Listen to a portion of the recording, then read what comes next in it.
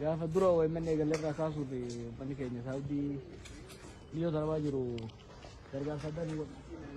Haala isaa guddachuu miti. Haala rakkisaan san keessatti nu gargaaranii yeroo hunda gargaarsi isaan nu kennan kan irra nama dhoorgu, kan nama xiiqachiisu, kan hedduu gara tokkoon hamilee namatti kaasu, gara biraatiin immoo dhugaa isaanii tana, xaarii isaanii tana, fuuraa isaanii tana bakkaan ga'uu dhabuun kan irra nama kutu ture duris. Amma sanuma yeroo ammaa kana koo beektan sababa wal dhibbee biyya kanaatii fi biyya saniitiin lammiileen keenya hojiif jecha asii rakkatanii rakkoo jala dheefaa jibisan dhaqanii achitti immoo rakkoo hamaa keessa jiranii sanis furuudhaaf bifa adda addaatiin yaalii godhaa jirra. Haaluma san keessatti haala ammaata san keessatti illee keessattuu shamarran haala biyya san keessatti baay'ee rakkisaa ta'een jiraachaa saba isaaniitiif uummata isaaniitiif kabajaa Oromummaa fi Oromoof qabaniif kabaja dhugeeffannoo hoggana isaaniitiif qabaniif wanni isaan godhan baay'ee namatti ulfaata. Fuudhuunis dhiisuun namatti ulfaata. Fuudhuuf isaanirraa fuudhuun namatti ulfaata. Dhiisuuf immoo xaarii isaanii kana beekamtii kennuu dhabuun nama rakkisa. Kanaaf ulfaadhaa.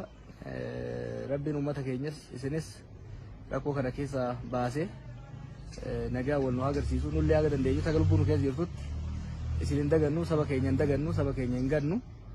Ija baannaa galatoomaa jedhan.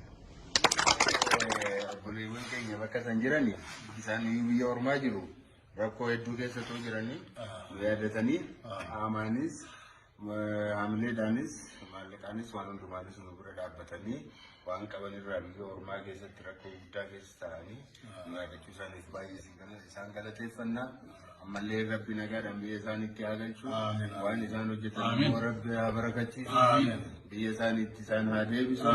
Ayyeeqa kanuma jennaa galatoomaa isiniin jennaa isiniinis isaaniinis galanni haa galu. Dhageettanii gaa ulfaadha ilmaan teennaa bara dheeraa wajjin rakkattanii guutuma uummata wajjin rakkataa turtanii ijoolleen biyya arabaa ofii keessaniitu rakkoo keessa jirtanii tola keessa hin jirtan akka isin jirtan hin beekaa isin keessa jiraadhee ture.